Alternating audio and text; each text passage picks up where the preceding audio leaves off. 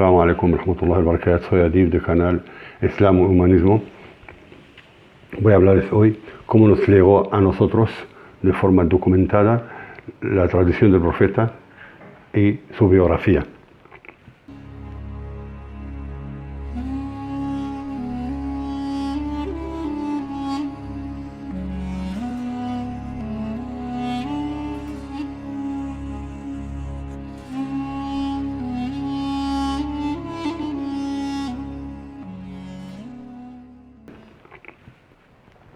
Muy importante es que en vida del profeta, a Medina, donde residía el profeta, iban muchas tribus árabes, nuevos musulmanes, vivían con el profeta un tiempo y aprendían el Islam y volvían a su lugar de origen.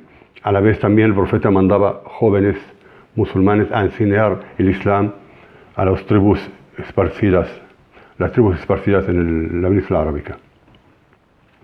Había una fluidez de ida y vuelta de Medina hacia Yemen, hacia Meca, hacia otros sitios de la península arábica para aprender el Islam. En vida del profeta se documentaba su biografía, su dicho, su enseñanza, la tradición y el Corán. Cuando muere el profeta, los discípulos de Medina y de otros sitios empiezan a documentar su biografía y su sunna. O sea, de una edad muy temprana, en el mismo idioma, se empieza a documentar. El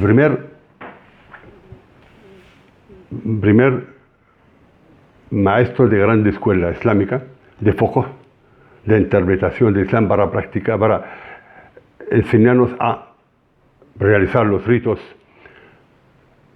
y los actos islámicos como orar, abolirnos, ayunar, dar zakah, ir a Meca para realizar los ritos, se llama el Imam Malik. Es el fundador de la primera escuela de fiqh, de interpretación del Islam en la historia. Hubo muchas escuelas, pero las más famosas son Malik, Abu Hanifa, Shafi'i y Ahmad bin Hanbal. Malik fue el primero que documentó y escribió antes del año 800 su primer libro, Al-Muwatta. Nació en Medina en el año 711. El profeta falleció en el 632. Su padre conoció al profeta. Él personalmente conoció a discípulos del profeta. Como le llamamos, es de segunda generación. La generación que vieron los discípulos del profeta, y él es la primera generación de los discípulos del profeta, y la segunda generación la que conocieron a los discípulos del profeta.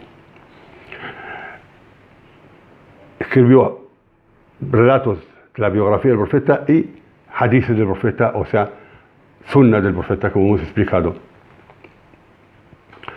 El Imam al-Bukhari nació en el 810 y murió en el 870.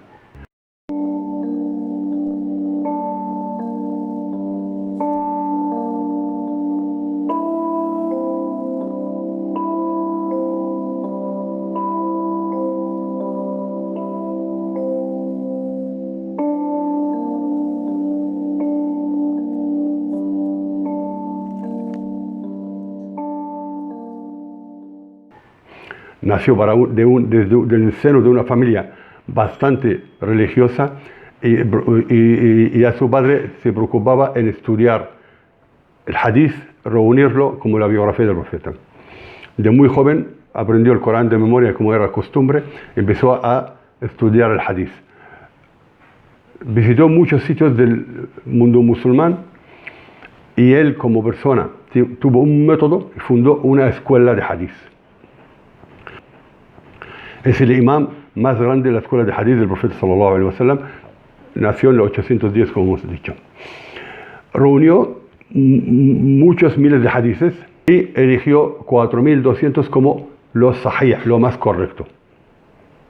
De los alumnos más famosos es Muslim, que siguió su camino. Entonces, ¿qué método utilizaron? para que nosotros confiemos en la veracidad de los hadices que nos llegaron. Primero, fundaron la ciencia de los hombres, Ilm al-Rijal.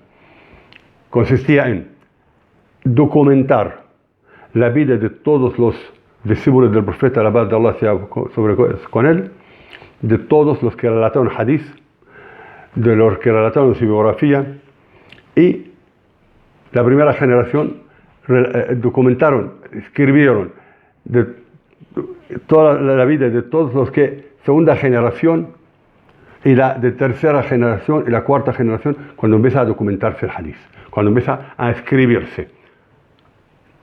Entonces, si un discípulo del profeta relata hadith a uno de segunda generación, identifican al primero, al segundo, y ese segundo lo relata a uno de tercera generación también. ¿Dónde coincidían? ¿Cuánto tiempo estuvieron juntos?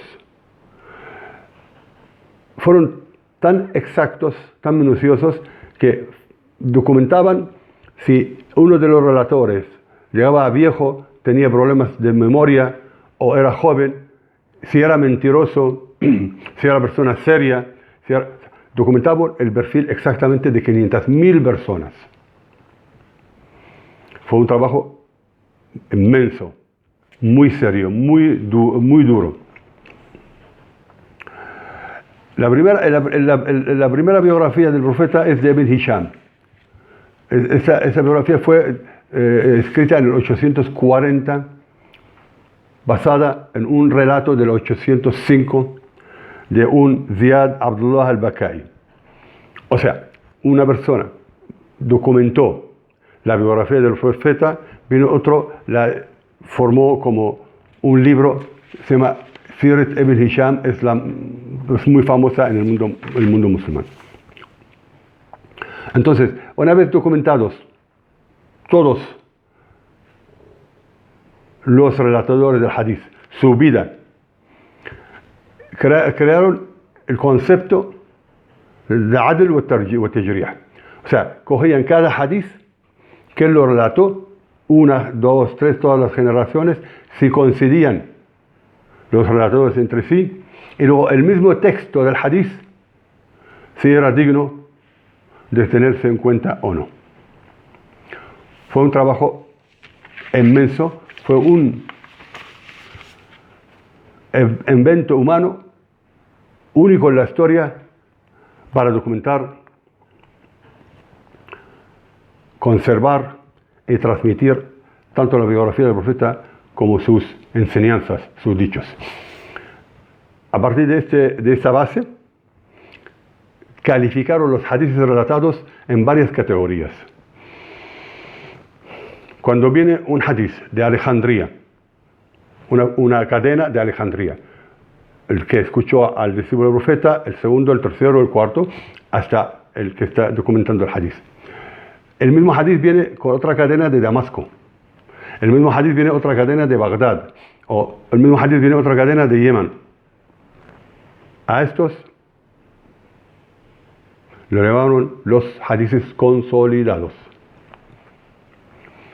Después del consolidado, o el mutawatir, en árabe mutawatir, que tiene varias cadenas, que tiene la misma importancia que el Corán, vienen los hadices correctos, que vienen de dos o tres cadenas, que vienen de dos cadenas o vienen de una sola cadena. Siempre que la cadena sea correcta, los relatadores, primera generación, segunda generación, tercera generación, hasta llegar a la documentar el hadith y escribirlo, sean dignos de confianza todos los relatadores. El hadith sahih. Y han desechado un montón de hadiths. Hubo intentos de manipulación, de forma directa o indirecta. Mucha gente no musulmana abrazan el Islam con una mochila de conocimientos vaganos y breves al Islam. Cuando comentaban lo bueno y lo malo, muchas veces, no haber estudiado suficiente, relataban cosas de su religión antigua, la pegaban como si fuera musulmana. Otra gente documentada como Abdullah pensaba, un judío que aparentemente se hizo musulmán e intentó introducir varios hadices del profeta. Otros persas ocurrió lo mismo. Intentaron difamar el Islam desde dentro. Entonces, este trabajo inmenso, sólido, serio, de documentar el hadith, el adl y estudiarlo uno a uno, el Imam Bukhari fue el gran maestro, le siguió el Imam Muslim, el Tirmidhi y otros muchos. Hoy podemos sentirnos orgullosos de que tenemos nuestra tradición en la biografía del profeta, la paz de Allah sea con él, a buen recaudo. Muchas gracias.